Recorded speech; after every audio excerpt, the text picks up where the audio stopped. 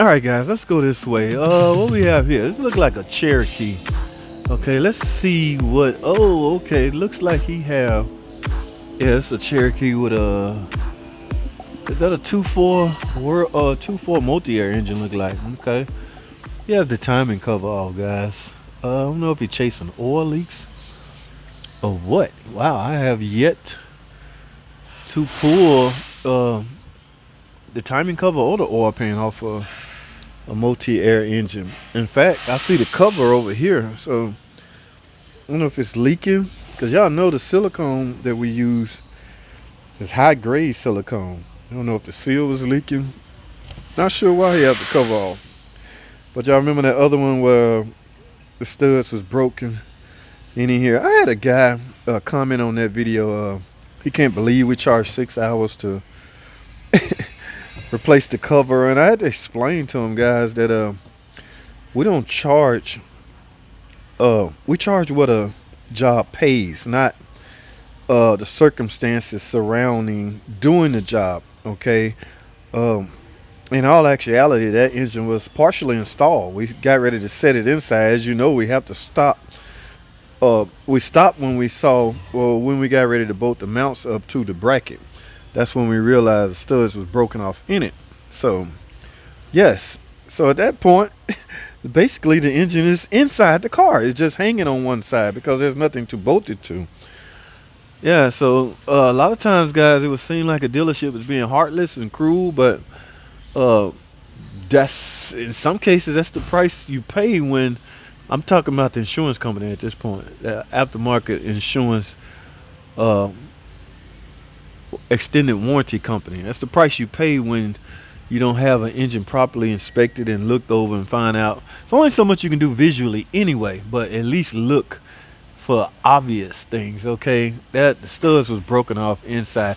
I'm not even sure I would have looked at that. That ain't something you just normally look at, but it happened to them.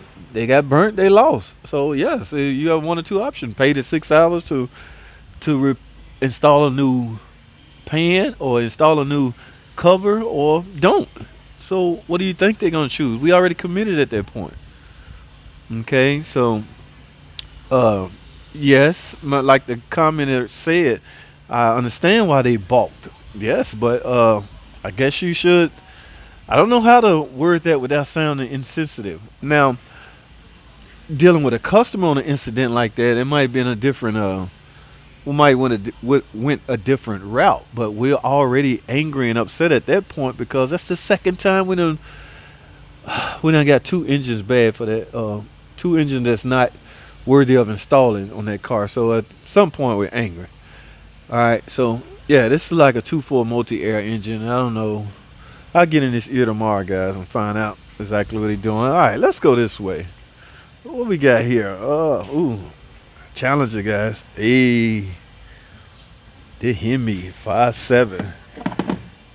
I don't see anything else, so I'm not sure what he's doing. That looked like a new throttle body. Know if he's chasing air leaks, idle problems, or what. I do know that these engines are great. Okay, up until you start having valve train issues, then, and that's not common. That's not always. It's just some will produce that, some won't. So it's luck of the draw, guys. Love this car. Love these engines. All right, guys, let's go this way.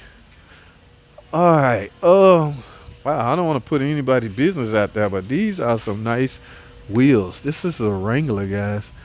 Whoa, look like he is chasing some type of electrical issue. Got the tip busted open.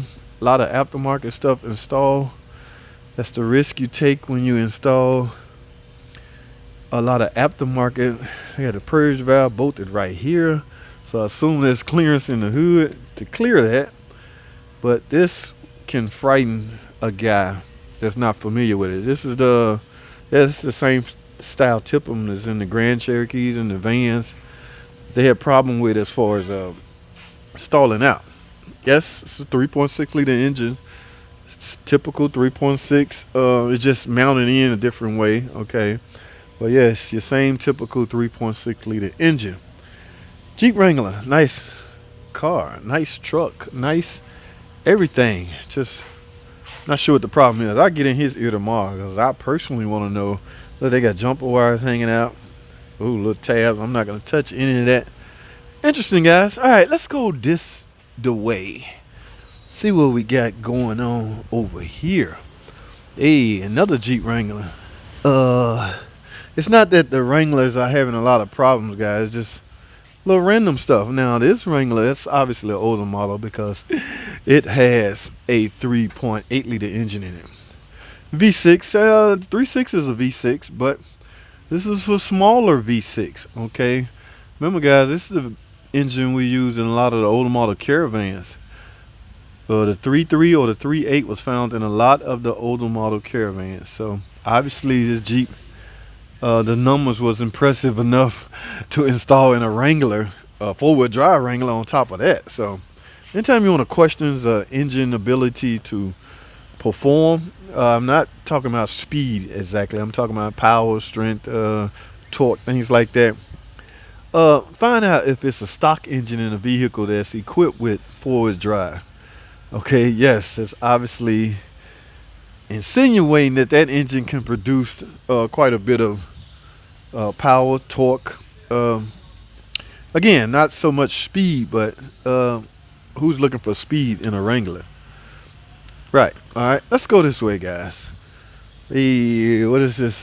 Dodge Journey look like? 3.6, typical. That's the kind. Yep, same kind I have in my Journey.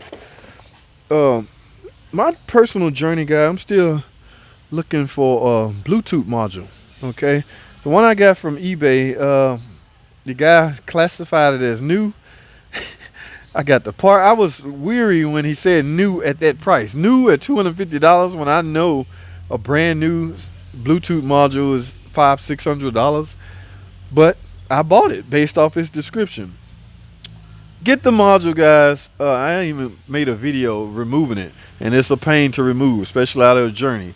Okay, thank goodness this was my own personal car. Yes, you should be careful even on your own car, but you don't have to be so freaking careful. At any rate, I got my old module out, plugged in a new one, absolutely nothing. And y'all remember that video. Matter of fact, I'm going to card that right here. But the testing of that hands-free module I did right here. I'm going to card that right here. Yes, and it was determined that I have power supply and ground to that module. It just wouldn't power up. And the network is good. All right, guys, over here we have a older model. This is a Chrysler 300. Yes, but it's the older model, 5.7 Hemi. Not real old, it's just different style intake. A Hemi is a Hemi is a Hemi. A 5.7 is a 5.7 is a 5. What differentiate a lot of the features on a Hemi engine is mainly a lot has to do with the intake that it's equipped with. Okay, guys, but the base, there's not much difference in the base, but I see a coolant pressure tester. So, guys, this is the best way to find out where your car is leaking coolant, antifreeze. Okay, so it must be in for overheating. All right, yes, a leaking, let's say radiator, will cause you to overheat simply because your car will not be able to hold a certain amount of coolant. All right, now, yes, keep in mind a radiator can leak from time to time for no apparent reason, but I tend to look at it this way. Did high pressure cause that radiator to acquire a leak? Okay, if the engine is producing high coolant temp pressure, yes, that pressure going to try to escape through the weakest point. In some cases, the radiator is the weakest point. In some cases, coolant hose, and as you can see, it looked like that's been replaced. Coolant hoses or heater hoses is the weakest point. Okay, so it all depends, guys. You got to look at coolant leaks from a different perspective. Okay, don't always think it's leaking just because it gave out and started leaking. A lot of the stuff, the leaks were induced. Something caused it to leak, and that's as opposed to it just failed. Okay, if you have excessive high coolant temp pressure, then yes, something has to give. Okay, so analyze the leak. Once you find a leak, this will help you find a leak. Don't get me wrong, I'm a big fan of coolant pressure tests, But once you find a leak, look it over real good and see if you can determine whether it was induced or just a random failure. We're using the radiator for example, just if it's a random radiator failure. So it's hard to tell, guys. All right, so guys, let's go back this way. All right,